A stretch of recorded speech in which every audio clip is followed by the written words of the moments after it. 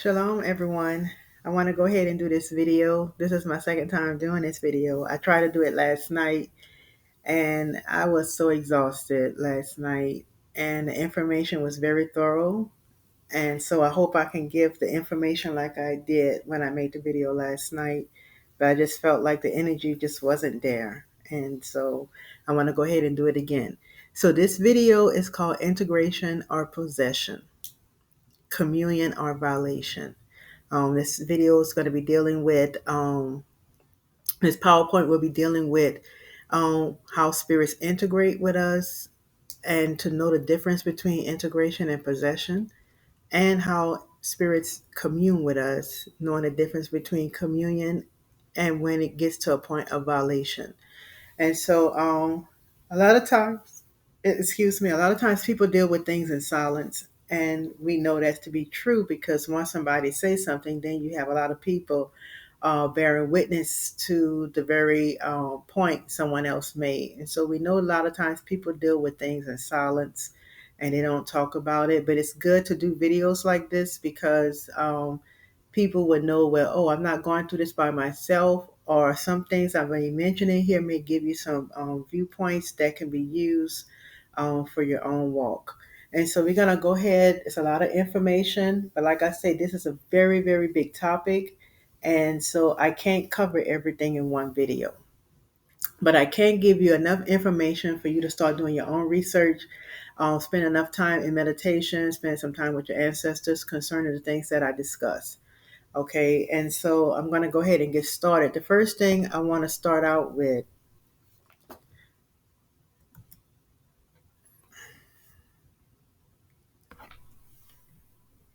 is the advertisement. And so I want to go ahead and just go through this quickly because usually when I do videos, I forget to mention the things that I have. And I forget to say like the video, subscribe, because I just be caught up in the moment. So I don't be having time to say all that. But I want to go ahead and get this over with in the beginning of the video. And so the first thing that I have is the chakra awareness and balancing. It's a mini session that is for $55. It's through Aurora Expressions. And so if you're interested in getting this done, you go to Aurora Expressions 1 at gmail.com and arrange a booking to get this done. The mini session involves me using pendulum work to let you know what chakra is blocked, if it's only blocked, if it's closed, or if it's open and blocked. It is a difference between something being open and something being blocked. I will go into detail explaining that, and I also will tell you the herbs, the crystals that you can work with based on the particular chakra that is blocked. And I will give some links to meditation. And so these are the things that will be covered in the mini session. The second thing that I have is Aurora Expression I Am Learning Center through Teachable. This is a foundational course for those who are just starting out, because as you begin to go in this walk and begin to watch different YouTube channels based on what different people recommend, friends recommending this channel, recommending this person, you will find out the information will become very overwhelming because people are giving their knowledge based off giving their and sharing their knowledge based off of their own experience and understanding. And you will find as you listen to different people, some of this information begins to clash with one another. But in the end, no one is right. And so what will happen, you will find that you're being pulled to make a decision. I'm a follower of this person. I'm a follower of this person. This person is right. This person is wrong. Actually, nobody's wrong. Everybody's right, because that's how vast spirituality really is. And so one person may have one side of the crystal, because that's how vast knowledge. Look at knowledge as a crystal, has many sides, but it's all one crystal. That's how truth is. It has all these different sides and puzzles to it. And just because you have that one puzzle and that one piece doesn't mean you have it all. And that's how truth is, and that's how knowledge is. It's extremely vast, and wisdom is extremely vast. And so not one person has it all. But what happens when a person comes into wanting to move in a spiritual way, they start to gravitate to different teachings, and sometimes it seems the teachings are clashing one another. They're actually going against one another, but in reality, it's not. And so, having a good foundation will help alleviate a lot of these things. It will put you in the driver's seat of your spiritual journey. It would take others out of the driver's seat of your spiritual journey, and it will put you in the driver's seat of your spiritual journey. And that's what you want. And so this foundational class will allow you to do that. This website I created was a main website because having all these different links to all the different things I have, it can get to a point where it's just too much stuff trying to remember all these websites. So I created one website that have all the links to all the stuff that I have. It has the links to the books. You just click on a link, it takes you directly to the books on Amazon. It takes you, if you click on a link to the web store, it will take you to the store. Okay, if you click on that I Am Learning Center, that's the link to the teaching course. And so that this one website does it all. This is the last advertisement. It's my web store, Aurora Expressions Boutique. And at this boutique, I have shirts with the angel numbers and what those angel numbers mean, mugs, water bottles, little different things here and there. And so this is my web store. So I want to go ahead and put out a disclaimer. Watch at your own risk. I mean, at your own discretion. I put it on risk. Watch at your own discretion. Keep what resonates. I am speaking from my own understanding, and we know understanding comes from our own experiences. Purpose of the video is to provide enough information to help you to discern all circumstances and outcomes as it pertains to the subject discussed in this video. Okay, and so the purpose of this video is not to give you what I see as truth, is to give you ability to have a broader perspective beyond where you are right now. Okay, so I put up a few things, and this may touch people in a very, in a way that's not, I would say, negative to them, but it's not meant to be that way. But I really need to put this out here because we are responsible for the stuff we share on our videos. And so I put out here the video. It's not for spiritual newbies. Okay, the best thing for a spiritual newbie is to go to my foundational teaching course. It's Spirituality Basics 101, and get some basics on spirituality before you dive in deep into all these deeper esoteric knowledge and esoteric information, occult knowledge. I believe spiritual newbies, sometimes we can get ahead of ourselves and jump in too deep into deeper waters, and we're not ready for those deeper waters. This video is not for good and evil mindset. People who have this straight on a good evil mindset, black white mindset, this video is not particularly for you. You can watch it if you want, but people with that kind of mindset only see two things. They only see good and evil, and the world is not like that. This universe is not like that. Even though there are set universal laws, these universal laws, when you look at them, it's very vast in itself, and it's not set in a good and evil mindset. Okay, this video is not for people who believe that everything sexual is a sex demon. This video is not for those type of people who, when they go to sleep, they're doing something in their dreams, and they wake up and they are binding the devil and everything else. This dream is not for these particular people.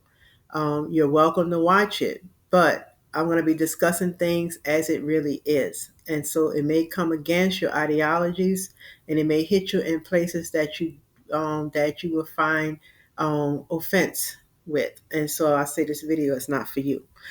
This video is not for people who still quoting scriptures without esoteric understanding. This video is not for people who read the Bible literally, because the Bible is not a literal book. It is actually an esoteric book.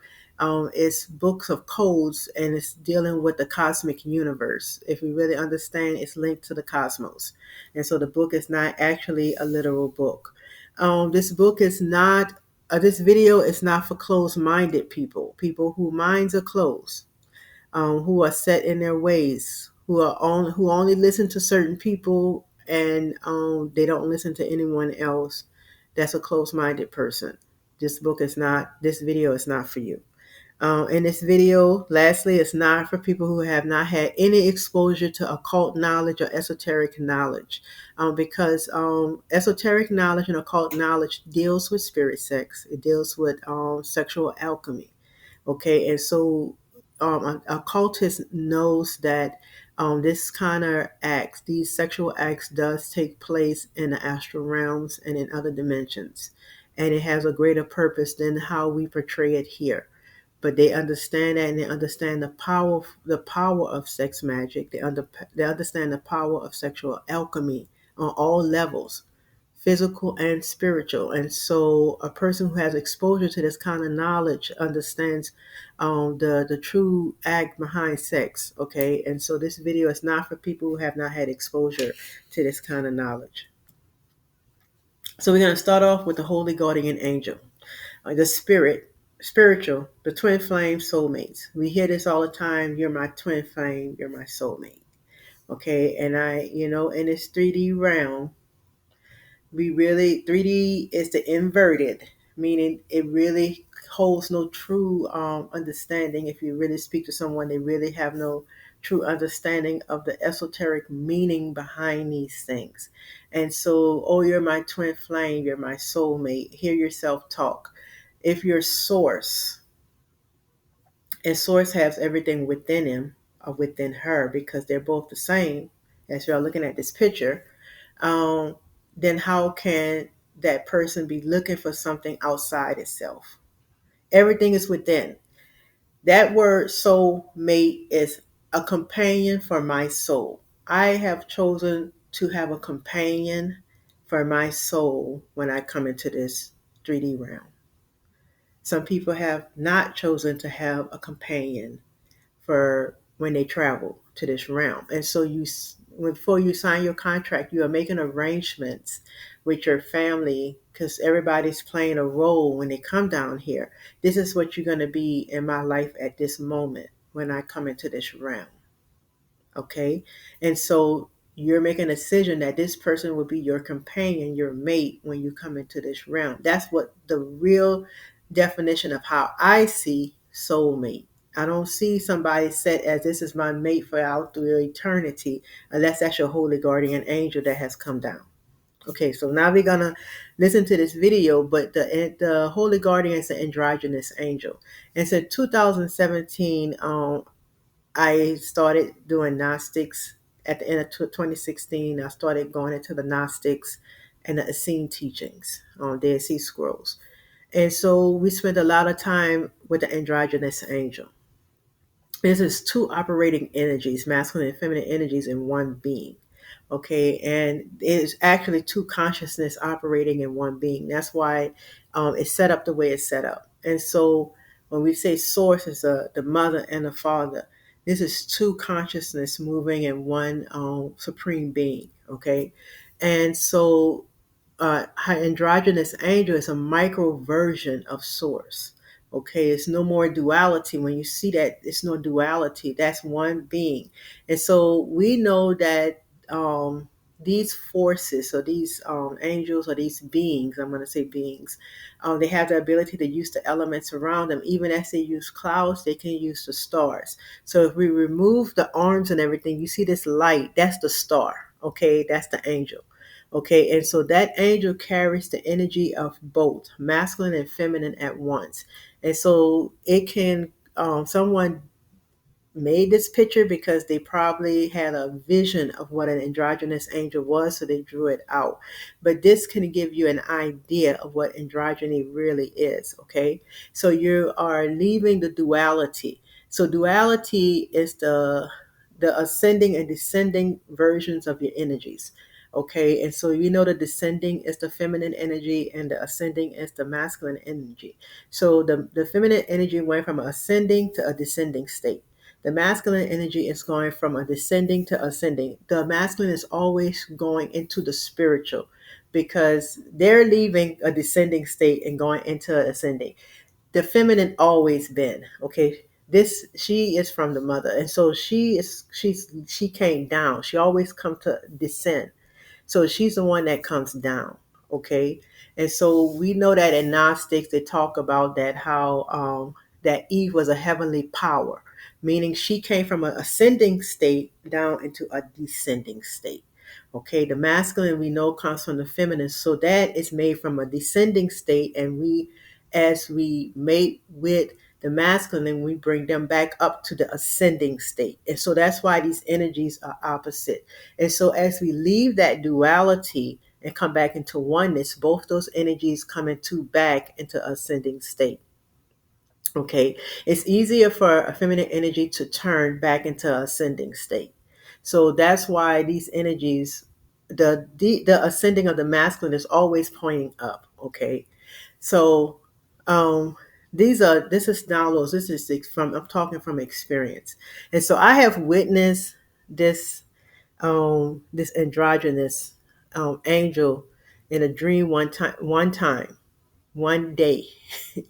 And it was all the way back when I was doing deep studies in the Gnostics. I witnessed my consciousness within a being, an androgynous being. It was two consciousness. It was a masculine and feminine. Both our consciousness was moving in one being. Okay. And I was in this place, and it was angels everywhere. I mean, these beings were everywhere. Okay. And through that person's eyes, I can see everything that was going on, even though I can sense the presence of that masculine energy within that being. I was inside that being, if I can explain that. Okay. And so I can see as that person can see, and so it's this picture is just a glimpse of what that really is, because it's literally hard to explain. But I'm going to go ahead and give you this little clip of Elder Bobby Hemmett talking about this androgyny, okay, the holy guardian angel, because he was really before his time, and he still is. All right. So we're gonna just listen to a small clip, and I will provide that clip in the description box when I'm done doing the video. Of the secret love, which is nothing but the opposite of your higher self. In voodoo, you get two snakes, down all the way on eight of them. So for every male counterpart, there's a female spirit that comes along with you. And the same vice versa. In every female counterpart, there's a male spirit. So you're going to meet your secret love. And your secret love is going to rise you and raise you to the level of perfection. Get back to that particular Godhead. And that's how it's going to happen. Key is. Okay, so he just basically explained what I spent probably 10 minutes explaining in less than 2 minutes. Okay, I'm going to provide this clip at the bottom of the description box, but I wanted to go over this because what people may be experiencing is not a sex demon. They may be actually experiencing the holy guardian angel. And the holy and guardian angel, when that being comes forth, which is the spirit, the opposite half of your higher self, when that being comes forth, you're going to have that blissful feeling. You're going to have that boost in energy. And that's how you're going to know the difference between if something is benevolent and something is malevolent. If it's just a malevolent energy that's coming to you in that way, it's going to be a draining energy that will come forth from you. We know what draining energy feel like because we are around people who carries that kind of energy within them. They're not evil, but they carry this malevolent energy within them, and it comes to the surface when they argue. It comes to the surface when they do things that are mean. And so when they do these things, it pulls on your energy, and you feel drained when you leave that person. And that's just on a physical talking level and communication level. So you could just imagine what that would be like in a sexual experience with something that is malevolent. It's a draining energy. Any experience that brings forth that lightness and makes you feel a boost of energy, like you're walking on cloud nine, and you walking like a little girl who just lost her virginity. Or what did I say, lost her virginity? Consensually gave up her virginity, and she just all excited and happy and gooey and all on the inside and all that, and she's trying to keep that secret to herself.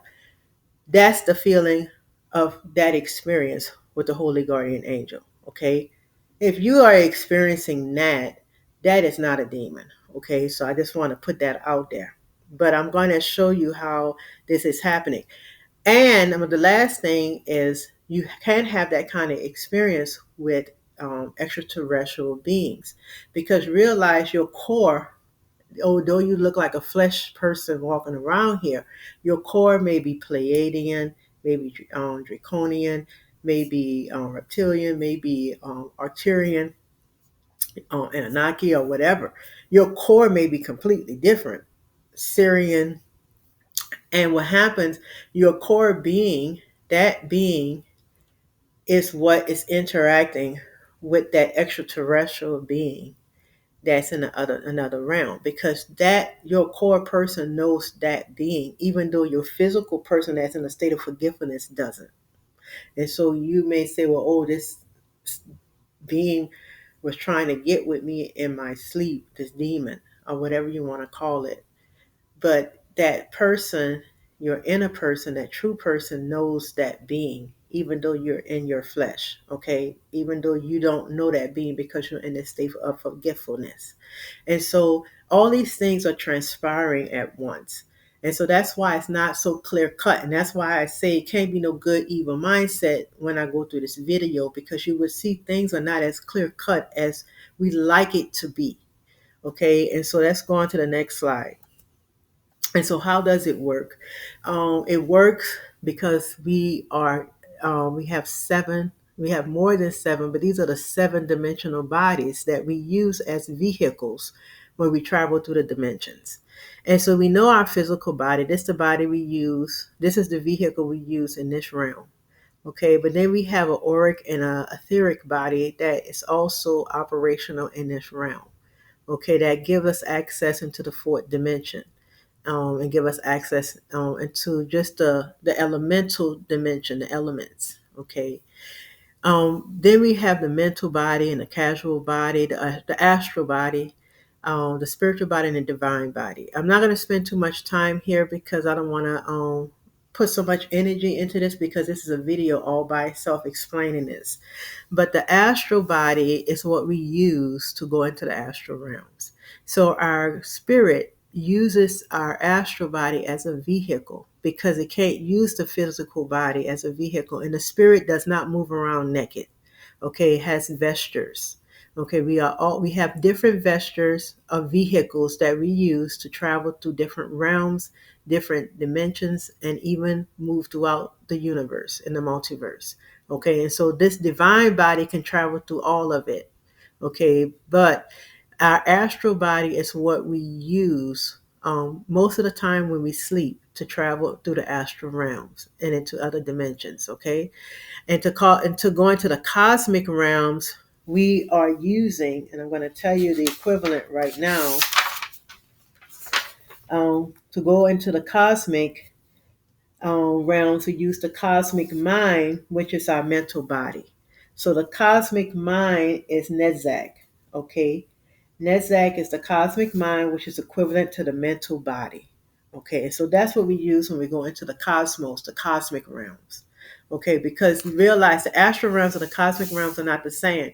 What came to me was the astral realms are actually spaces within the dimensions that we use to travel to different dimensions, two different realms. These are the spaces between, okay, the realms. And so the cosmic realm and the astral realm is not the same realm. So you even need a different vehicle to go into the cosmic realm. So some people don't spend time in the astral. They go into the cosmic realms and they spend times with these different cosmic beings. They are using their mental body to do that. Okay. So just to explain, these are vehicles. These dimensional bodies are our vestures that we use to go into different dimensions. Okay. And so this is the big picture of our body. The physical body is just a very small portion of what our true body really is, and the different vehicles that the spirit use and our consciousness use to go to different realms. And the reason why I say consciousness, because you have awareness, you have cosmic intelligence. That's what the consciousness is. It's really cosmic intelligence. That cosmic intelligence needs a vehicle. And so it operates in the physical body, it operates in the etheric body, and your ether, the etheric body, the energy body, is the body that is used for telepathy. That's the body that is used for all kind of sensories and feelings outside the physical body. And so when you have these senses, or you have these feelings, the thought, you know how you get these tinglings and stuff, that's actually your energy body, that's feeling and responding. And because the energy body is so close to your physical body, it feels like it's your physical body, but it's actually the energy body, okay, that's responding to a presence that is near it. Okay, it could be near it, within it. Could be some integration that's happening with the energies, the energy body of your body and the entity energy body. Okay, so this is where the integration starts to take place within the energy body. Okay, and then you have your emotional astral body. This is and I like how they put it, the emotional astral body. This picture is kind of like questionable, but this one here with the different colors, the emotional astral body is what allows you to have sensory in the astral realm. So when you smell something, you really smell it. When you taste something, you really taste it. When you're doing something, you're really doing something, and you can feel the clear senses of it as if you were feeling it with your physical body. This is your emotional astral body, and they also call the emotional body the heart body. Okay, and this is hard. If you look at the separate tree, the tree of life, this is the hard separate, which is your emotional body, heart body, which is equivalent to your astral body, and the astral body is equivalent to your traveling solar. Okay, so I just don't want to spend too much time, but I did these slides so you'll be able to go back to these videos and look at it and be like, okay, let me stop this slide, let me see what I can get from it and see what the spirit provides. So sometimes the spirit can even give your spirit can give you even more insight than what I am presenting right now. Okay, so you're a spirit being with dimensional bodies that can use these bodies at will to interact in different planes. However, this only can happen once a person has expanded consciously, meaning in a 3D consciousness, you are not going to be moving in your divine body because you have to expand yourself consciously to know how to operate these different vehicles. And so most of the time, most people on this earth realm or this 3D plane uses their auric physical body, their energy body, and their emotional astral body. All right, because they use their astral body to travel when they go to sleep. And most of the time, because they're not consciously aware, they don't even remember. You can hear people sometimes say, I don't dream, but you do. You travel, but you don't remember you travel. Because basically, dreaming is just traveling into the astral realms. So you just don't remember it. Okay. What fellowship and copulation happens through frequency? Frequency travels in all planes and can interact with our dimensional bodies. Fellowship happens mainly with the etheric and astral body. This explains why it feels so real to our physical body. Let's look at the picture again. You have your physical body, your body, then you have this the auric body, and then you have the energy body, which is called the etheric, and then you have the emotional astral body. So your energy body is the body that is receiving and giving out energy. So when the spirits are speaking to us and they're using telepathy, which is frequency, okay, telepathy is just frequency. And I'm going to tell you what kind of telepathy is frequency that manifests as words and sounds. Okay, if you look at this picture, look at it as waves of frequency. Okay, higher forms of frequency, the closer you are to the body, the more denser that frequency is. The further out is the lightest frequency. Okay, and that's how the divine body can travel to those higher frequencies, the higher dimensions, Okay, whereas these lower bodies, they hang in different dimensions. Okay, they only can go so far to different dimensions. So you have the telepathy is a frequency that manifests as words and sound. Imagery is a frequency that manifests as images. Okay, and so this is how these spirits in other realms talk to us. They talk to us through frequency, telepathy. But that telepathy, that wavelength, okay, that frequency travels into the energy body, and we receive it in the energy body, and then our energy body translates that for us to receive it in our physical. Okay, and then with imagery, it's the same. Imagery is frequency.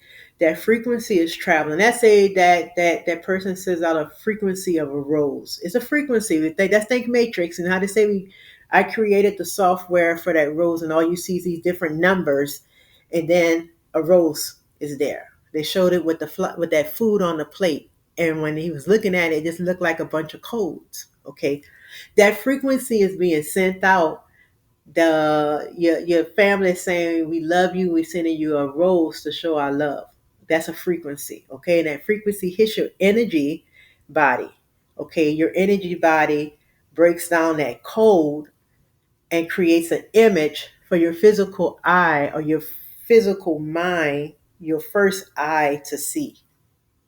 Okay, and so that image pops up in your head, and it says, from your ancestors we love you, and it's an image of a rose. Okay, but that image was a frequency sent out, and that frequencies are codes. Okay, these are codes, and those codes were sent into your energy body.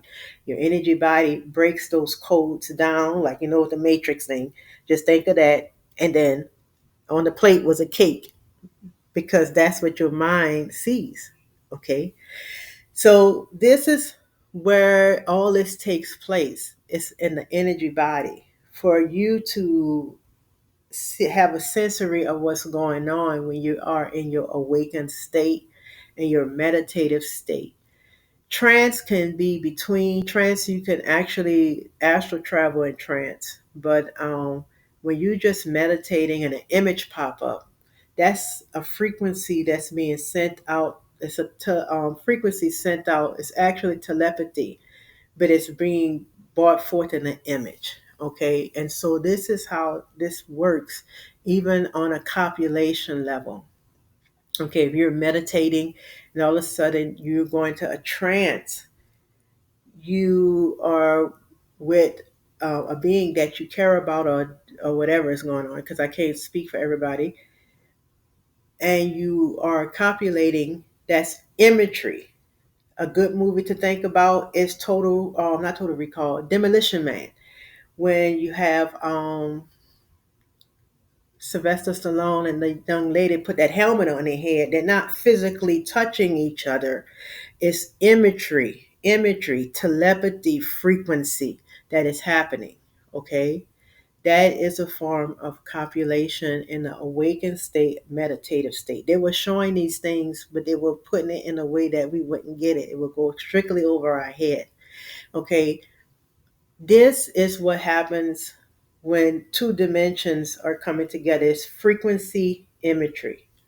Now, in a sleep state, it's different. You are literally getting into the vehicle of your astral body, and you are actually going to another dimension or another realm, or an astral realm, where you meet up with your family. You can go to a school. So you're not even going into that dimension. This is what was being downloaded to me. You're not even going in that dimension.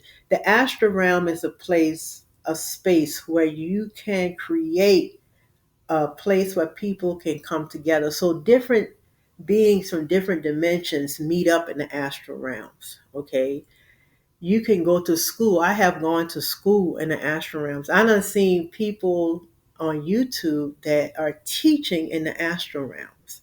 Okay, they are literally meeting up in the astral realms. I done sat in a class. Sometime I remember what they talk about, sometime I don't. Okay, but they teaching deep stuff. Okay, so they're teaching in the astral realm. So you have these beings coming from other dimensions to come sit in the classroom of someone who's teaching here in this realm. So you got a teacher on YouTube teaching. See, it's fellowship and copulation. I'm going into the fellowship side of it now. You have someone who's teaching on YouTube, and they go into the astral realms and they have their own classroom where they're teaching. And I have walked into schools where I see them teaching. Sometimes I sit there for a little while and hear what they have to say, and then I walk out. So the astral realms is a meeting place. That's how I see the astral realms. It's a meeting place where different beings from other dimensions can come forth and come together in the astral realms. This works on a copulation level too. Different beings come in through the astral realms to come up to come together to copulate. Okay, this happens in your sleep state, and this happens with your astral body, not your physical body. Okay. All right, so we're gonna go into who is having sex in the spiritual realms or in the other dimensions. It is your etheric body and your astral body that's actually copulating. Okay, in the physical, your physical and your etheric body. This is where the energy, the exchange of energy, is happening. Okay, I said it's always an exchange of energy when you are copulating. If you are not in love with that person, if the love is absent, if the connection and the attraction is absent, then it's just physical. It's no exchange of energy happening. Okay, it's a block that is there. Okay, all is connected. So we are simultaneously connected to all realms. Well, some are.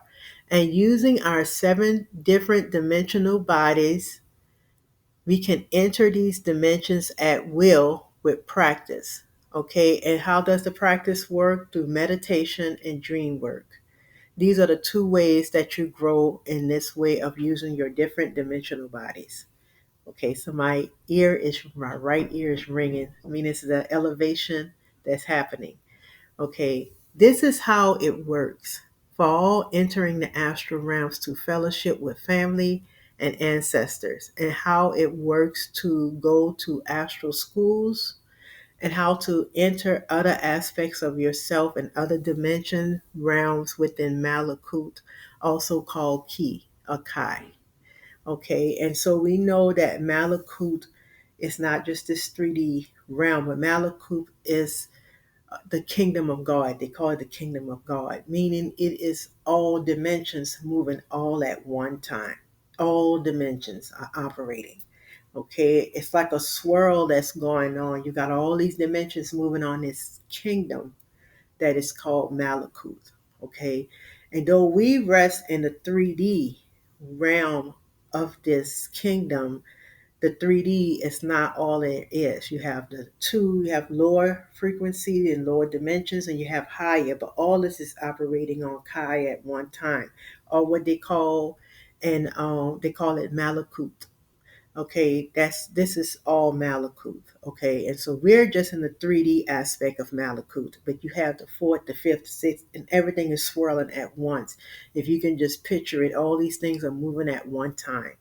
Okay, this is one Malakut of many.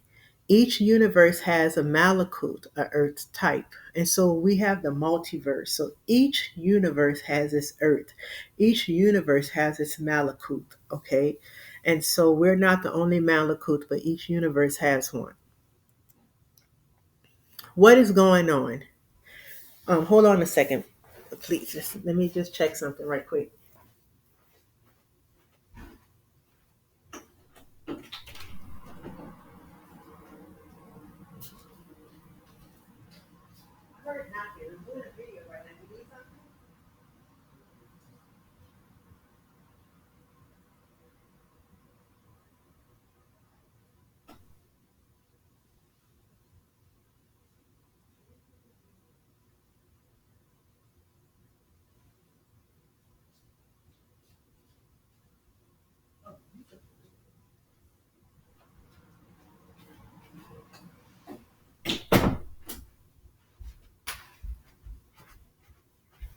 Well, let's give y'all time to look at it. I had to stop for a second. A family member had a question. What is going on? An energy exchange based on who you are interacting with sexually or non sexually determines if it's benevolent in nature or malevolent in nature. Okay, I'm going to read this and then I'm going to spend some time here because we have taken on this mentality that ugly stuff is demons, beautiful stuff is angels, and so I'm gonna quote a scripture from the top of my head. I'm not pulling out no books, and I'm gonna say why they say this. Okay, what is going on? An energy exchange based on who you are interacting with sexually or non-sexually determines if it's benevolent in nature or malevolent. If your energy is drained after interaction, and it doesn't have to be sexually, if you're hanging with a deity or hanging with a spirit or hanging with a being, and when that being leaves, you feel drained. That right there should be telling you that a light bulb should be going off in you saying something is not right. No way every time I am with this being, I feel drained. You should be energized, not because they gave you your energy, because y'all interacting, y'all energies are compatible. And when you have compatible energies, it's going to be exchange of energy, positive energy with positive energy, light energy with light energy. It's going to be flare energy with flare energy. And I'm not just talking sexual, I'm talking about non-sexual. With the communication, you're going to have this beautiful energy coming forth and mixing and intermingling of energy. Sex is just a representation of the intermingling of energy. And so this energy, when you are talking with somebody, even non-sexually, it's a vibrant energy that's happening. It's an exchange of energy. And so when the person leaves, it's like, oh, I really enjoyed talking with that person. I really enjoyed spending time with that person. If y'all go to the store or y'all hang out at a restaurant, you'll be like, man, I really enjoyed that time with that person. If you're talking, I really enjoyed that. That's that boost of energy I keep talking about. That's a benevolent being in nature. No matter if it looks hideous, that's a benevolent being. When you are around someone that just drains you, no matter what you do, you are drained. That person has malevolent tendencies. Malevolent tendencies are with them, physical or spiritual. You should not be feeling drained when you come out of a situation with a human, a spirit and flesh body, or one without a flesh body. Okay, and so these are the light bulbs that should be going off in us. This is a learning. This is a learning that we all have to experience. It is a trial and error as part of our spiritual walk. Okay. In the beginning, you may want to get assistance from your ancestors. Build a relationship with your ancestors so they can assist you when other beings come to work with you in fellowship. Still, build up your own intuition and learn how you talk to yourself and trust your gut and inner self on things. This is a continuous growth experience. It is, okay, because as you move into higher consciousness and your consciousness expands, you're going to be drawing higher beings. They're going to be looking and be like, oh, this person is expanding in consciousness. I have a lot to share with this person, because when you're in lower consciousness, they're just looking, but they see your consciousness expanding and they're like, oh, wow, this person has finally reached my frequency where I can start to commune with them. Okay. As long as you're in a lower frequency, they're just looking. They're not even paying attention to you, really, because they can't commune with you because you're not even close to their frequency. They can't even bring their frequency down enough to commune with you.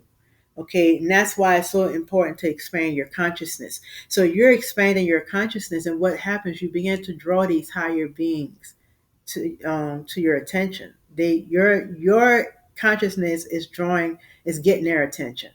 Let me just put it like that, and they start coming forth and trying to commune, to fellowship, and to bring forth downloads, cosmic information, stuff that's not written in books, okay? And they downloading this stuff to you.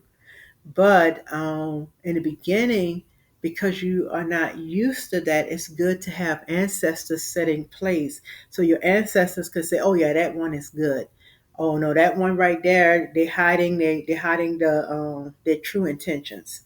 The ancestors can see all that, and they're going to let you know. And what happened, you're going to begin to build up your own way of deciphering which ones are really here to help and which ones have some kind of evil intent towards you, and they just not showing it yet. Okay, and so this is why I say we have to learn how practice how to study energy, really work with our energy body, get past the physical appearance, get past of relying on the physical body, but learn your energy body, learn how to work with that energy body, because your energy body will tell you if that person is good, if that person is not good. Your energy body will give you that feeling, and then you're going to get into your heart body. That's the emotional body. This is where your astral body. You don't have to just astral travel to use your emotional body. Once you learn how to maneuver your energy body, now you're learning how to maneuver your emotional body. And so you're going to get that gut feeling on the inside, and you're like, this person, they talk nice and everything, but something ain't right about them. Every time I get around them, my emotional body is giving off a vibe that something ain't right about this person. That's what we have to learn how to trust. The energy body, your energy body will let you know that draining feeling, that boost in your feelings, that vibrant feeling, that feeling like you got butterflies in your belly and all that stuff. Those are your indicators from your emotional and your etheric body about a being. Okay, and these things we need to be paying attention to.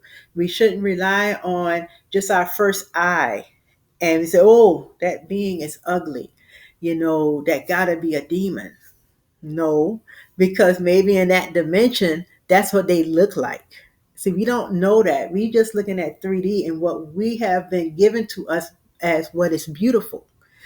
The real angels are dark ETs. If you see these things, you know it doesn't look like what they have been portraying to us. Okay, these are extremely dark, tall beings. They look like dark men, tall men, extremely tall. They dark, okay, extremely dark, okay. These are tall, dark beings. Think of those blue black men in Africa. That's how they look. But we've been given this picture of these flying things with all this light and beautiful blue eyes and everything else. That's not what they look like. Okay, that is not what they look like. But each dimension has different type of beings. You're gonna have some beings that look so hideous and ugly, but the energy is giving off benevolence. Okay, and I can give you one example. I had one being, I was sleeping, but I was in my astral house, and I was in my astral formal living room. This being had a monkey looking face. Okay, he was dark, but not as dark as blue black, but he was like a dark melanin type person. But he had a monkey looking face. Okay. And when I get to violation, I'm gonna mention this again because then I'm gonna talk to you and show you how some of these things that we are classifying as demons, we have to know energy. That being wasn't a demon, okay? And if it was, it had benevolent tendencies, okay? But just to show you, you have to test that energy of a being. I have ran into some beings that a person would probably wake up and say they had a nightmare, but these beings, the energy that's coming off them is benevolent, okay? The benevolent tendencies are on them. It's not malevolent, but their appearance is hideous. And because they look like that, a normal person just moving with their first eye, but not trusting in their energy body and their etheric body, will immediately say, I was attacked by a demon last night, without really thinking about what transpired. Did the being try to attack you? Was the being just standing there looking at you? Was it trying to tell you something, but you were screaming the whole time? So all these things we have to take into account when it comes to recognizing the energy that's around us. And so in this picture, I'm trying to explain that you will be able to tell what kind of energy is being given off, what kind of energy is being taken from you, because there is an exchange of energy sexually and non-sexually. Okay.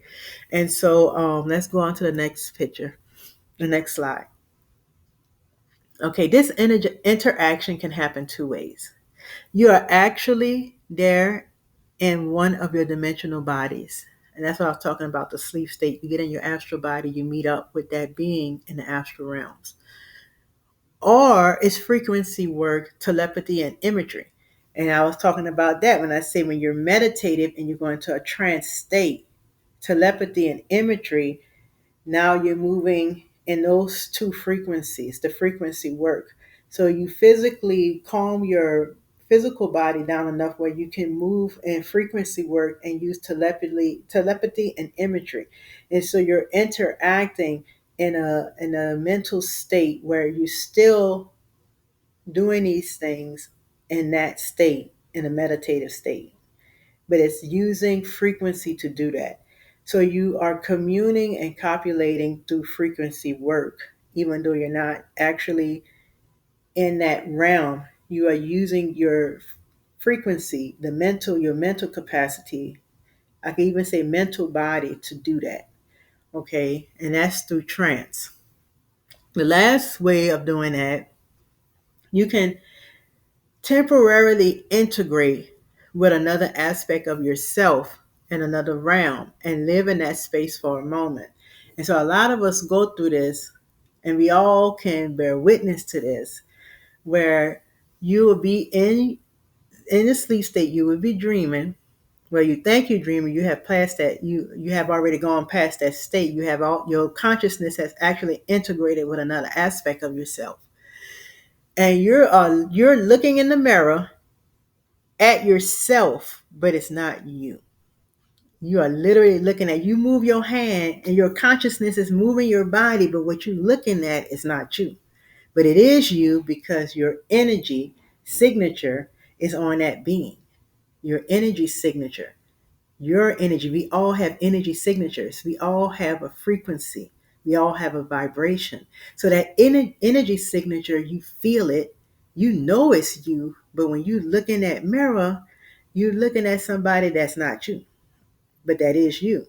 And so that's the third way, where you temporarily integrate your consciousness, temporarily integrate with another aspect of yourself in another realm. And then you live in that space for a moment. And the reason why I say for a moment, because time exists here. Okay, it's no such thing as time. Okay, so you don't know, when we go to sleep, we may think we're sleeping for 8 hours, and we don't know we've probably been up there for like 6 months or 7 months and didn't even realize it.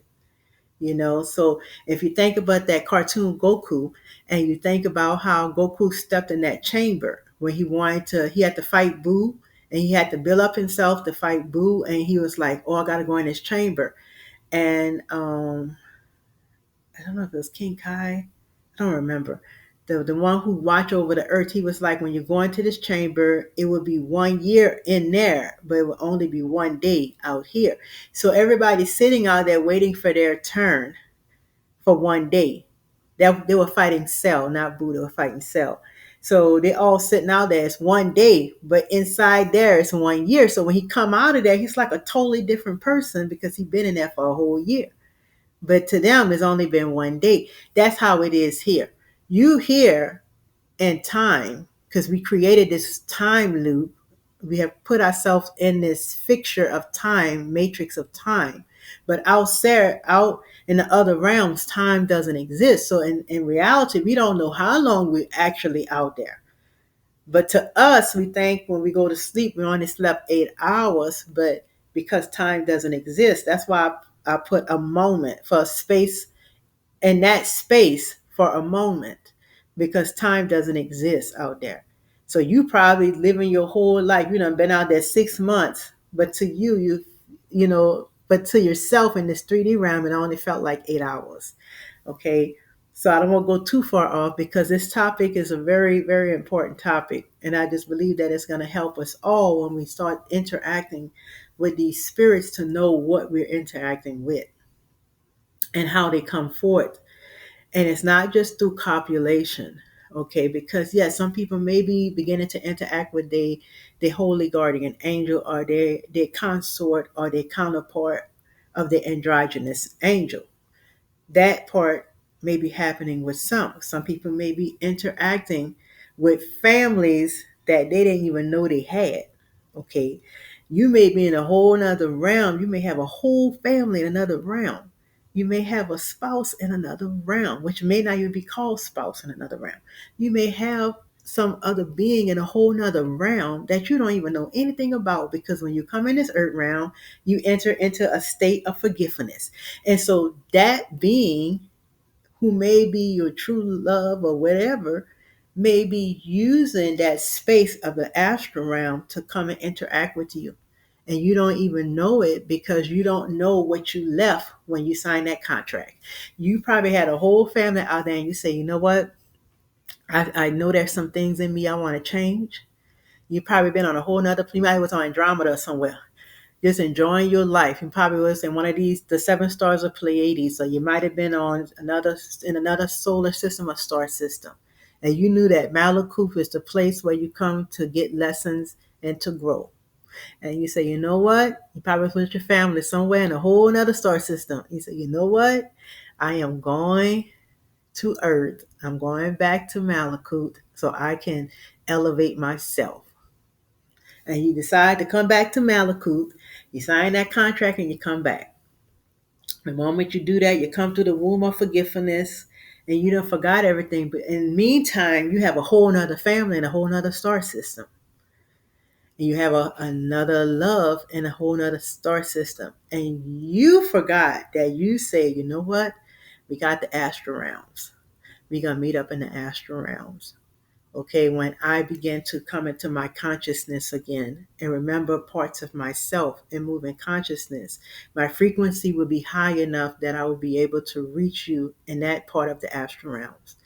You don't know you have made this connection, that you have made this, I don't like to use the word contract, but it's not a contract. You have made this agreement with this being before coming into this realm, because you don't remember. So all these intercopulation interactions you have, and you thinking this is a sex demon, not even realizing this is your lover from a whole nother star system. This thing is deeper than what we think. Okay, it's no good or evil. This is what has been set in this realm to keep things in order in this 3D realm. I'm just giving you an example how deep this thing can really get. You can have families in other star systems. You can have loves in other star systems. You probably left a lover, a spouse in a whole nother star system because you saw something in yourself that you wanted to work out of yourself. You came here to work that thing out, but in the meantime, you are still meeting up with that spouse in the astral realms. You don't even know that's your spouse. You thinking that's a sex demon because you don't even know what you really look like. You may be just as hideous on the inside, looking just as ugly as everything that you're looking at, saying it's a demon. This thing can get deep. And that's why you have to have an open mind. That's why we had to move out of the age of Pisces into the age of Aquarius, because there's no way possible we will be able to receive the kind of downloads we're receiving now in the age of Pisces. No way possible. Spirits, deities, etc. don't have sex. That's what we were told. I beg to differ. As above, so below. It may operate differently in the higher realms, but copulation happens. Also, these beings can operate in a lower state for the sake of a lower vibrational being. Example, telepathy. In a dream state, the higher being may seem to be talking to you in the dream, for this is how we receive information, though they can just instantly download it in. But for the sake of the building of a bond, with you and fellowship, they will give the appearance, here is the image, the appearance of talking, because this is how we build bonds here. So what they do, they give us the appearance. Image, you know, talking about frequency, imagery is frequency. They will give the appearance in the dream that their mouth is moving and they are talking. But they're not. But they have to do this for the sake of this is how you receive information. If I just look at you, I can easily download it in your head, what I'm saying. But I'm going to give the appearance that I'm talking because I want you to be able to connect with me. And that's how you connect with people, is through talking. Okay, so they would do what they have to do to build a bond. Same with copulation. It may operate completely different in another realm because it's really an exchange of energy. Okay, because that exchange of energy has to happen. But for the sake of the experience, they will portray the image we are used of here to once again build that bond and trust. You see the word appearance and image, that's frequency. So they will create the image that we are used of here, okay, to create that bond and trust. But the experience that comes with that interaction that we even do here, there is an experience and an energy that goes forth. That energy is the same energy. That sexual, passionate energy exists in all the realms, even though it may operate differently there. That same experience is still given off, even though it's different. And even though they are coming into a lower state and creating the image of our experience for Bill of Bond, that energy is still the same. The energy is not different. The energy that comes with that is not different. Okay, that energy is still the same. Okay, this can be found in Pistis Sophia, where they talk about the Congress of Sex and the three forms of first thought. Protonoa, which is the great mother, she talks about how she copulates with herself, because we know source is masculine and feminine, and she copulate with her members. And the way she does that is because we are all source. We all aspects of source. So we all source is just copulating with source, basically, if we really want to get to the nitty gritty of things. Okay, so this is talked about in three forms of first thought. Violation. And so I only did one slide of violation because we're not going to spend too much time on this, but it does happen. This can happen at times in the astral realms, but no, a repercussion does happen for the violator. It can manifest in their lives quickly based on how much protection you have in a place and how quickly the ancestors come into your aid. Violation is always one sided. Remember that. Violation is always one sided. There should be a give and take with energy. And it's something I want to say that I didn't say in the beginning of the video, but I'm going to say it right now. All right. Benevolent bond of friendship. You can tell that spirit you don't want to relate in that manner. Okay. Copulation is not mandatory. Okay. Don't let no spirit make you think it's mandatory, because then it turns into violation. Okay. Love your energy. Find another way to commune with me. Okay. Mutual agreement, even in the spirit realms and all realms of source. There has to be mutual agreement in all realms of source. Okay. Love yourself enough to say, find another way to commune with me. Don't feel like you have to do anything. I don't care what it is.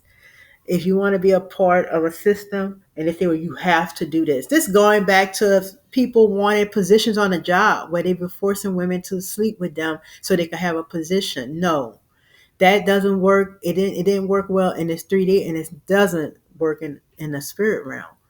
Don't let anyone or any spirit feel like, well, you can violate me so I can have this power. You realize the power is already in you.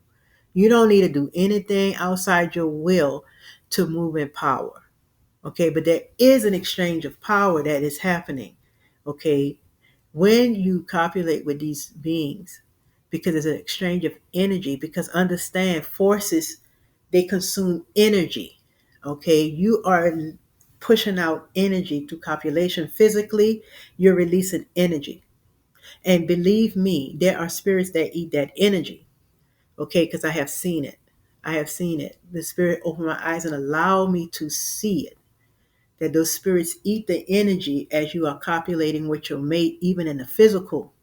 You are the determining factor. Now, is that your spirits that's eating your energy, or is it something else? That's based on where your spiritual walk is. But there is an energy that takes place during copulation, and the energy is given off. Those spirits, they eat energy. Sexual energy is a very high energy. It's not a low energy, it's a very high energy. Okay, very high. It's the creative power energy.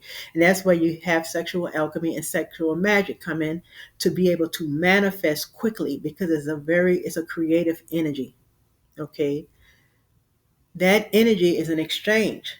And so what you get a download. Okay, you get heavy downloads, insight into things, and you be like, well, how do this person move like this? How do they understand this? How are they able to do these things? These are downloads. That's the exchange of energy. Okay, you get secrets. That's the exchange of energy that's taking place during copulation, during fellowship, not just copulation, fellowship. When you fellowship with these beings, they are giving you the secrets of the universe. Okay, because you have built a bond with these spirits, with these beings, and they are not limited to the 3D realm. They are able to move through all realms, because they are not limited based on where their frequency is. They are not limited. Okay, violation comes in where you are being forced. And now I'm gonna go back to that being again. This being looked hideous. He had a monkey face, but he had a human type body. Okay, and he was brown skinned, but he was pretty dark. He was a little darker than the hand of this man. Okay, he was not mean at all. Very, very well mannered being. Okay, that's the energy that was coming off that being. Very consensual being. That being came forward in a copulating way. Nothing transpired. That's it. It was no, I'm gonna force myself on you, blah blah blah. It was none of that. Okay. A lot of times these things are being done by spirits in flesh, beings that have mastered astral traveling and remote viewing. And they like to prey on people who are not good at what they do. People who worship. That's why I say we should not be worshiping anybody. And people who follow them, like sheepies.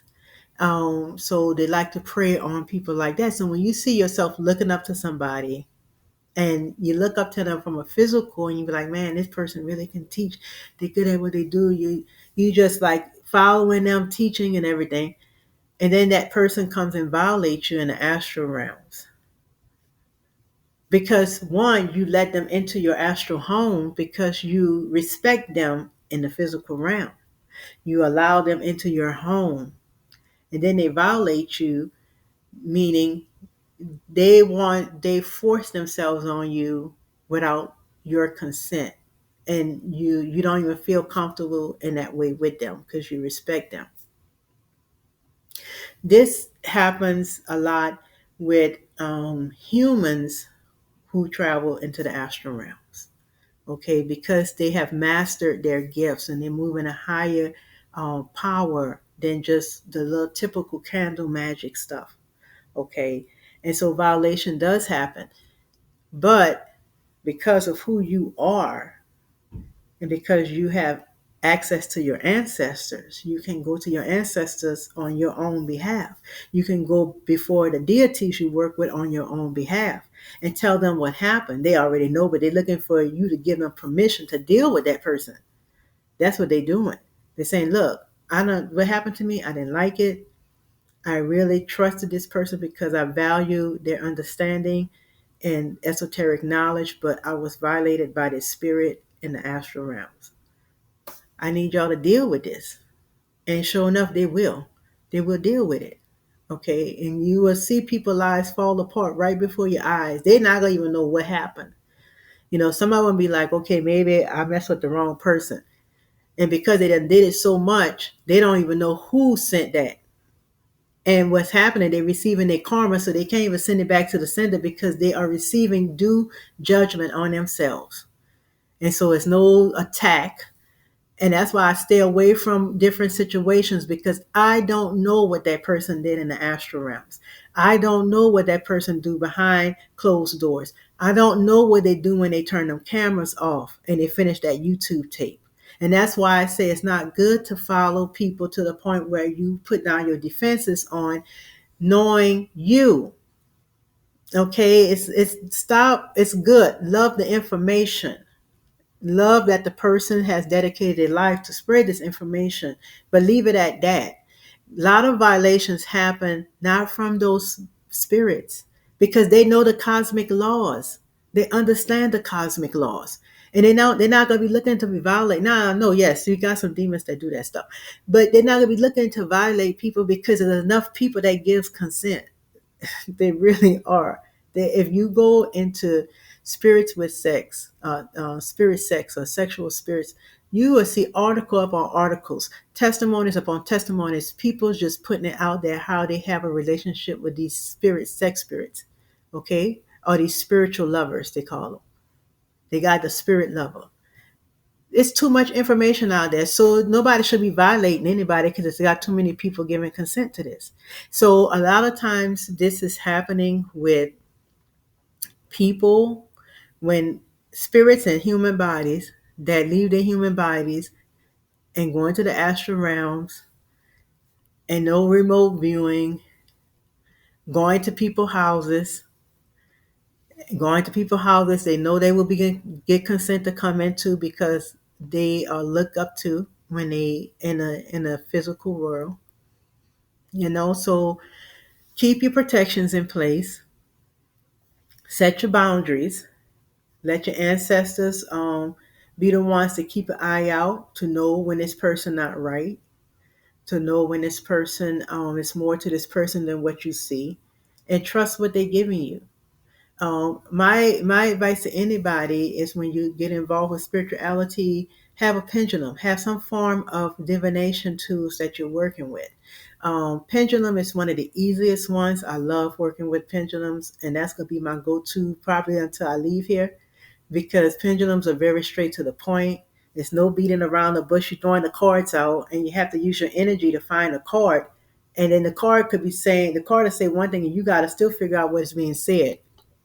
Pendulums, you swing that thing. You ask a question, it gives you an answer.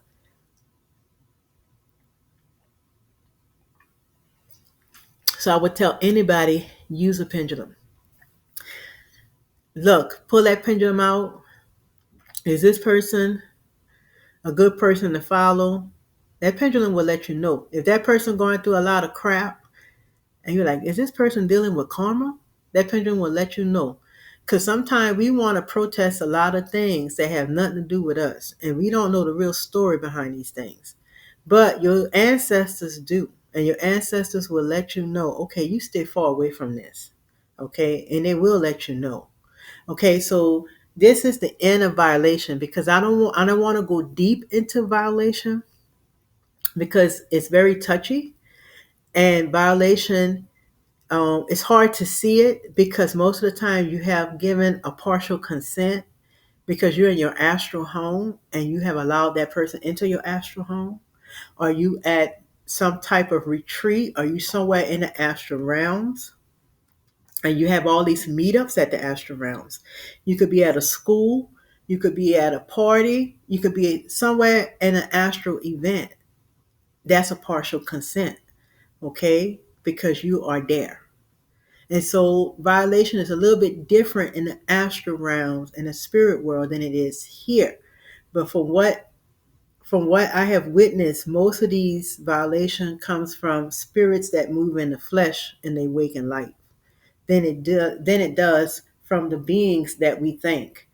Now, I'm not going to say that they don't do that, but I haven't had run-ins with those type of beings. Okay, so I'm just saying that violations do happen, but have your protection in place when they do, so that person can be dealt with by your ancestors and by your guides and by your counsel. And so let's go ahead and move on. And like I say, violation is always one-sided. There should be a give and take with energy. So let's go into integration. The favorite part. I mean, I really wanted to talk about integration, but we wouldn't understand integration without fellowship and copulation. So integration is the act of bringing together smaller components into a single system that function as one. Okay. So we starting to hear this word of integration. And so we dealing with different spirits, and these different spirits, a part of who they are in us. Okay, through ancestry, we have galactic ancestors, we have cosmic ancestors, we have deities that are our ancestors. Their makeup is in us. Okay, and so that's a form of integration. And so sometimes when we work with some deities, and they're connected to our zodiacs actually, but these deities can come online in us. And when they come online in us, they begin to speak to us telepathically. Or it turns into a telephone line that we can connect with that actual deity that's in another realm. They are not here with us, they're in another realm. But they are speaking to us through Wi-Fi of our DNA. Let me put it like that. And so our DNA, when it comes online, it connects us with those entities. Okay, and we begin to speak with them more telepathically because of that part of us that have came online that is them. That's one way of integration. And sometimes they can be here with us. And we know that because we begin to feel their presence. But most of the time, they are speaking to us telepathically through our DNA. And so we can look at these little pieces as the DNA. So you may have, see those little squares, little pieces. Let's say this is Tahuti, is one piece. You got Anubis, another piece. Then you have Aphrodite, another piece. Then you have this deity, another piece. Then you have Alegba, Papa Alegba, another piece. And so all these pieces are integrated into you, the cosmos. That's you. And all that is the cosmos, all the deities, everything is integrated into you. They are dormant right now, but as you become more and more conscious, they come online. And the more they come online, the more telepathy you receive from these deities and all these different beings at time. This is in your meditative state. I'm glad the person is sitting down so you can see it. Okay, and so now if let's say the Tahuti wants to speak with you, that part of you is going to come online while you're meditating, and y'all going to start talking to each other telepathically. Okay, because that part of you, that's him, came online. And so that force, because these are forces, and we are forces too, but we just micro versions. It's coming online and y'all speaking telepathically to one another because that part of you is like connecting to the internet, and you open up that window, that particular window that says Tahuti, and then now you're speaking to Tahuti. It's like turning on your phone and looking in your contact book and say, oh, I want to speak to Tahuti today. You begin to meditate. Ding dong, Tahuti, I want to talk to you. That part of you come on, and you begin to speak to Tahuti that's in another realm. Okay, they're not here. They're in another realm. It's the same with every connection you have within you based on who your ancestors are. Okay, you begin to connect with that ancestor because they're already integrated into who you are. That's one form of integration. Okay, it's a mutual interaction and communion, companionship, Family integration. That's family integration I'm talking about. Ancestors and family. All aspects of yourself can merge to become one. So you got all this stuff going on. Advice and telepathic communication. That's what I was talking about. Okay, Anubis deals with magic, burial, and different things. You want to learn some magic. Okay, you need to tap into Anubis. So you're gonna meditate, you're gonna begin to think of Anubis. That's Anubis inside of you. Ding dong, answer your phone. Anubis answers his phone. He's in another realm. Telepathy begins to happen. Okay. This is the integration, one form of it. Okay. Another form of integration, and I'm going to quickly read, say you access the power of the energy current of the integrated entity. I'm going to quickly read that.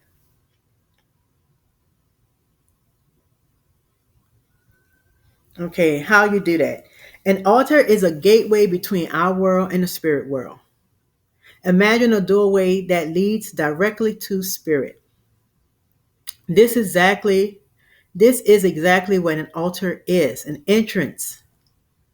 Once you have an altar set, you have direct line of communication to the spirit world.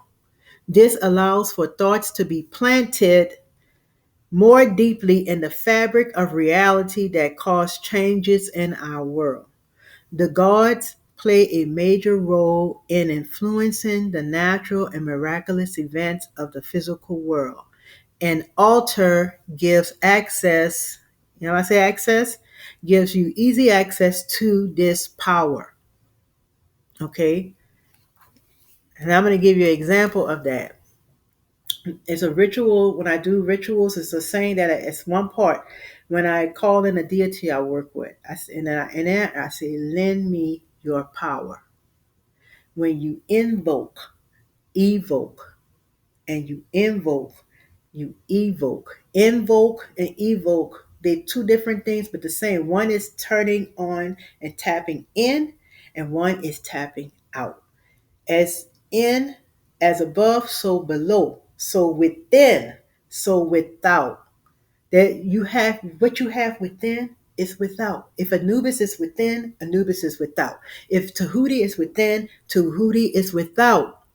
So when you are invoking and evoking, and then you say, lend me your power, you are tapping into your power, that Tahuti power within, but you're also integrating the Tahuti without also. And that's why you say, lend me your power to do the work that I'm doing. If it's in the daytime, today. Is it at night? Tonight. After you finish your workings, you end the ritual. And you thank that deity for lending the power and say, thank you for working in harmony with me. That energy is taken in from your energy body. But I was saying energy comes in, and energy comes out through the energy body. So your power is in your energy body. Those different bodies, that's why the physical body is within. That energy body, those spirits are interacting with your energy body. That's why you get the bumps, the chills, all these different things, your body reacting and everything, because it's your energy body that's being interacted with. Okay, so that energy comes forward and it integrates with your energy body. And then you get that boost of power. You can't go to sleep, you're on this high, because now you have integrated the energy. Not only you brought online that energy within you, that power within you, you have integrated that power of that deity within your energy body. Now you all hyper, you can't go to sleep, you're full of energy, and now you're up to 2, 3 o'clock in the morning because you got all this energy on you. That's the power. Okay. We got to learn how to put that power to use as we continue to move into the Aquarius age. We can use this power for astral work through trance. So we take that power and we begin to do things in the astral realms that will help Gaia. Okay, that's how you use that power. You use that power because as above, so below. we things move from the spiritual into the physical. And so now you're going to take that power, you go into the spiritual with it. And you use that power to raise the frequency of Gaia. And then the next day come and everything is vibrant. Everybody all excited, like, oh, the energy high. But they don't know how many people went into the astral realms to make that happen. They have no clue. Okay, this is the work. Okay, and so that power and the access to that power is not just to make you feel good. That power is for work, to do a work. Okay, and so these powers can integrate with you. I'm going to give you a great example, two examples quickly of that. I have one spirit guide, and I work with a few. She actually said, "Can I come integrate? Can I integrate within you?" I say, "Yes." Okay, and I can feel this energy because it can move like a gas and a plasma too. It's not just the energetic body. It can literally go into your body as a gas. And I can literally feel this being just pushing on my organs and just trying to make itself comfortable. And I'm like, you know what? You got to get out of me. Just go. You can't integrate because you're doing too much. All this pushing against my organs and stuff, you got to go. So she got out. Okay, that's the first one. The second incident I had of that, one day I was just yarning and I'm looking at this portal over my room. This spirit just came straight through my mouth. I can taste it as it was going in. And I said, I started speaking to it telepathically. I said, well, what are you doing? Because one, no, anybody I work with just don't integrate with me. I said, it's a way I work with spirits, and that's not how I work with spirits. Okay, so he told me his name and everything and why he wanted to integrate, that he wanted to help me through a lesson. And I said, well, I'm going to go ahead and oblige to that, but that's not how I work with spirit, so don't do that again. So I worked with that spirit for a little while, got the lesson that I needed to get from that spirit, and the spirit moved on. So that's temporary integrations. Okay. So you can have a permanent integration, which is the one I talked about in the beginning, that family integration where these different parts of these deities come online in you, which allows you to communicate with them in other realms. Or you can have temporary ones through ritual where they actually integrate with your energy body and you get this boost of power. Or you can have the one I just talked about where they actually come in and they hang with you a little while and then they move on. That's temporary integration. Sometimes they can come in because, and especially guides can come in because they want to taste food. So sometimes you'll have this craving of something you never had in your life, but you're craving this thing. Don't even know why. And then the spirit, you're like, well, and sometimes I got to the point where I realized, well, this is not me. And I'll say, well, who did this? And they say, oh, I did it, And I'll say, well, let me make up a name. I'll say, Joey, did you do that? And he's like, oh yeah, I did that. I just wanted to taste this because I haven't had this in a long time. I haven't had this, long time because these are guides. They were once walking the earth, okay? And so I done had that experience too, where I'll eat something I never had before, crazy stuff like barbecue chips and pickles. Like what the hell? Who eats that? but but I had to experience. I experienced that not for me, but for the sake of that being an integrated temporarily. Okay, so sometimes these beings can integrate, and even as you eat food, they eat food, and then they can have the energy of that food, but they want to not just have the energy; they want to know what it is to savor something like that again.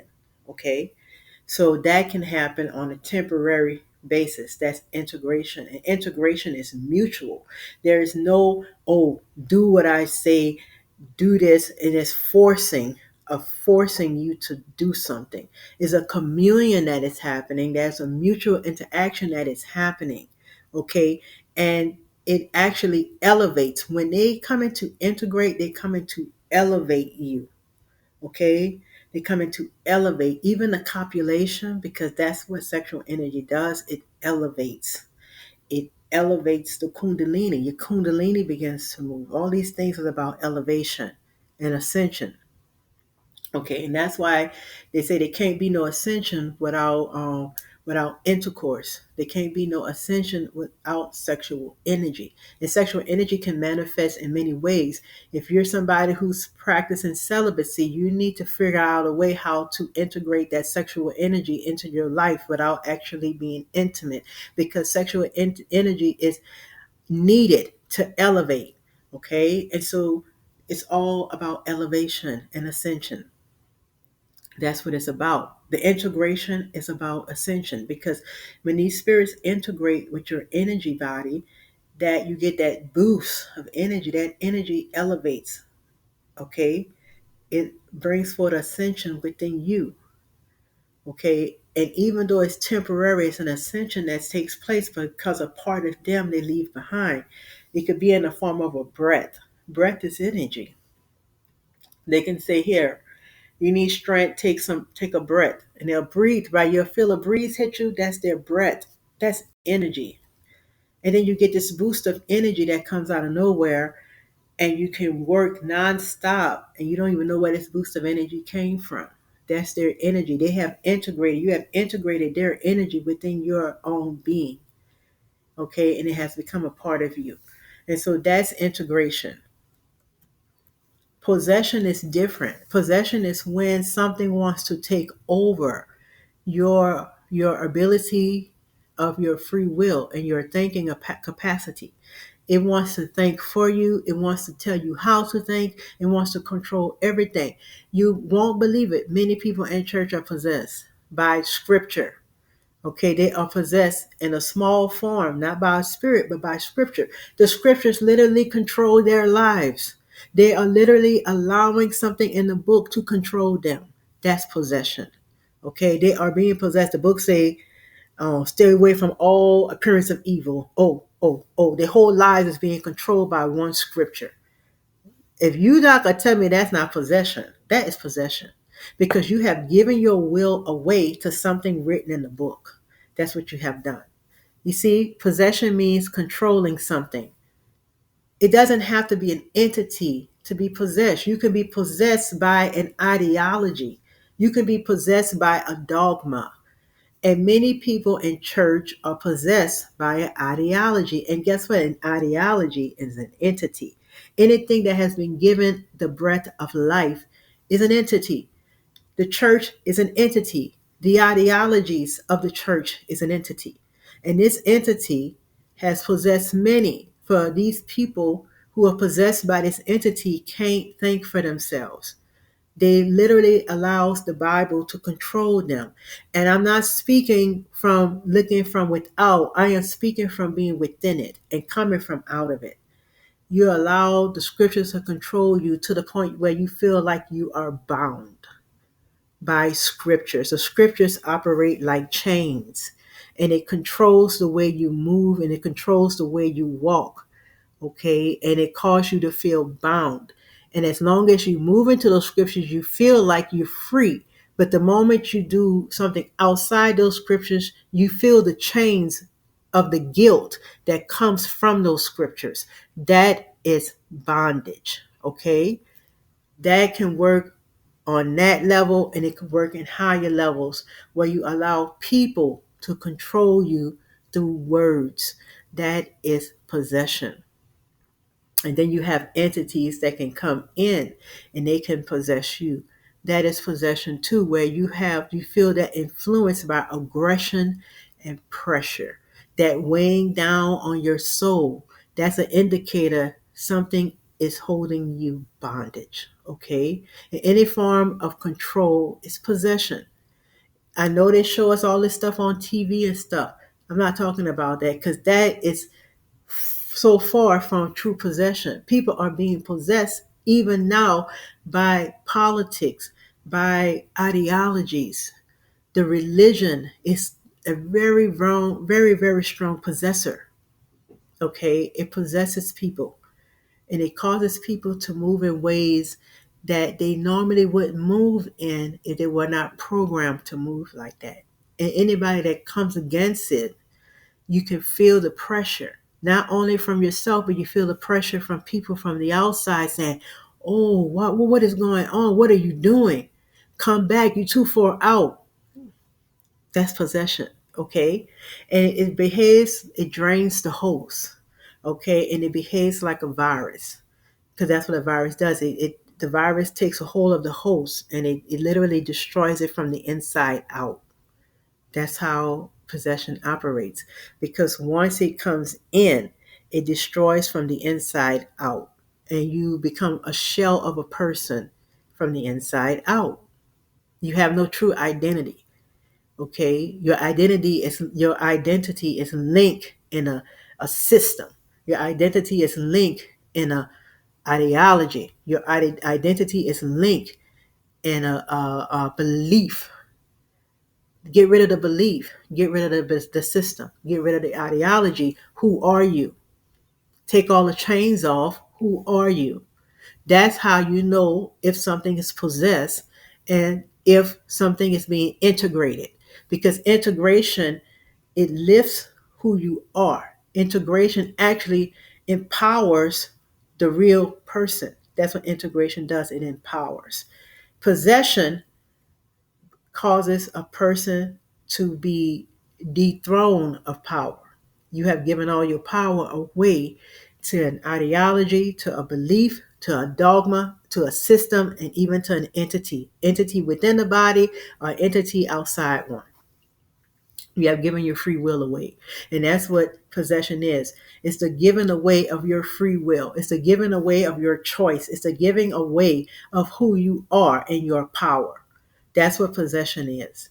And integration is the empowerment of who you are, the empowerment of who you are. You can do it. You have a deity and those guides pushing you. Yeah, you can do it. And when they see that you having a hard time, they're gonna integrate their energy and their power. They may jump in you, they may go through your mouth, they may send you, blow some energy on you. You may feel some chills on your body. That's them lending their power to help you cross over that barrier that's keeping you from getting to where you need to go and keeping you from standing in your true power. That's temporary integration. And then by them boosting you with their temporary integration, those things within you begin to come online. And now you don't need those temporary integrations. You have a permanent one of all your ancestors, from the deities to the galactic to the cosmic to the extraterrestrial to your ancestors that walk on this earth. All that begins to come online in you, but it all was helped by integration of your guides, temporary integration of their power. Okay. And so that's the difference between integration and possession. Possession will weigh you down. When you feel that you can't be yourself, when you feel that when you try to move in things that make you feel good from your heart and you feel like you're being weighed down by somebody else's words, or you being weighed down by ideologies or traditions, that is a form of possession. And you have the right to stop it before it goes too far and before you find yourself in a place where you don't know how you got here. Okay. And so we have the power in ourselves to not be in possession. We have the powers in ourselves to be in integration. Possession also happens when a newbie begins to deal with higher frequencies that are not benevolent. Okay, sometimes newbies, especially if this newbie itself is a might be a neutral being, because not all beings are benevolent. Not all beings are angels. Not all Elohims are angels. Not all gods are benevolent. Okay, some gods are neutral and some gods are malevolent, and some of us are that. Some of us are neutral beings and some are malevolent beings. And sometimes it's a slow learning, but sometimes some people can get into things over their head, okay, and they can get to messing with beings that are in a higher frequency. And these beings, if they're malevolent, they can come in, they give power, but that power may come with a restriction and an aggression and a pressure and a draining, because now they have a body to work with. Okay. And so this is a form of possession that people want to hear about, but they want to overlook the possession of religion, the possession of ideologies and dogmas, and how it's controlling a whole mass of people.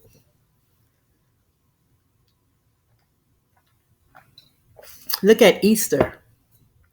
People go literally crazy over something they don't even have the proof behind. That's an ideology. They literally go crazy. They will spend hundreds of dollars on food and clothes and candy. I don't even know what a bunny rabbit has to do with the resurrection, but they will tell you, hang with somebody who is possessed by ideologies and religion. They will show you how the Easter bunny is connected to the resurrection. They will prove it.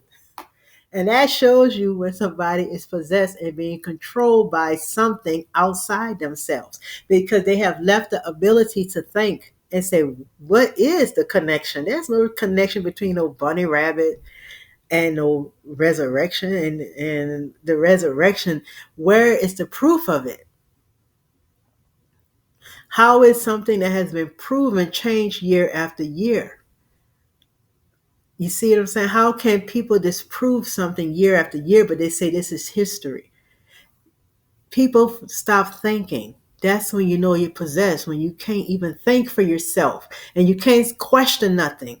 You can't question anything. If you lose the ability to question something, then you are in an atmosphere of possession, because you should be able to question. That is our right as gods and goddesses. That's where our power comes in at. If you read Gnostics, they say the higher being, okay, source gave man, when they're talking about the original beings, the ability and the power of mind. That's our power. All our powers are linked to the mind. Okay, the power of mind. And when you lose that ability to use that power, then you are falling in that trap of possession. You should never stop questioning. If something is not right on the inside, question it. Who cares what the person thinks? That person should respect you enough that you even question it. Okay? That's how it is when it comes to integration and possession. So I want to go ahead and end this because this is getting kind of long. But I wanted to really do this video because it was laid on my heart to do it. And then I got confirmations that I was on the right track of why it was laid on my heart. And I will go ahead and link the clip from Elder Bobby Hemmett, and I will link some other things that the website I will link. Okay, and I'll provide a little more information in the description box. But look over the information.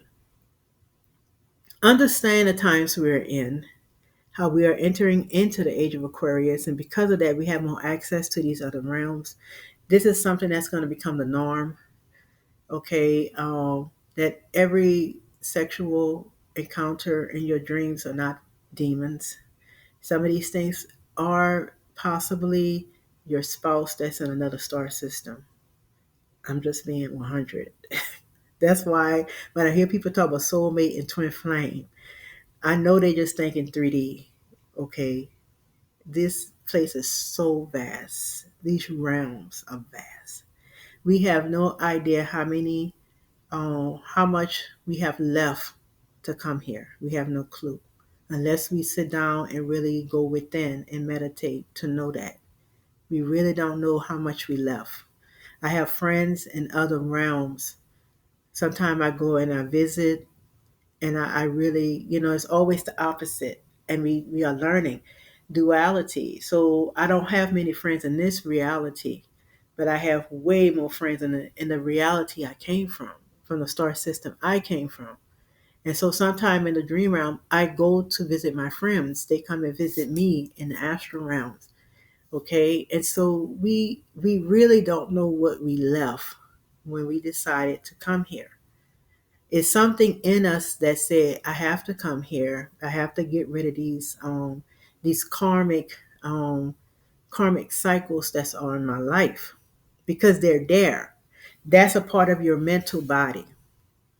That is a part of your mental. That's not a part of your mental body. I'm going to tell you what part of the body that's a part of, and then I'm going to close it.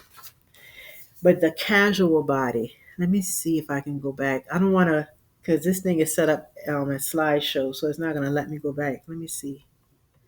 I want to show you this right quick. See this body? It's called the casual body. Your karmic records are stored there. That's where your karmic records are stored. Your belief system is stored in the casual body. Your higher mind, your karmic body, your akashic records, that's in the casual body. Okay? So when you're saying I'm going within, you go to the casual body to pull the past lives. All those memories and records are in your casual body. That's why these cycles have to be clean. That's why you have to do the shadow work and deal with that because it's integrated in your casual body.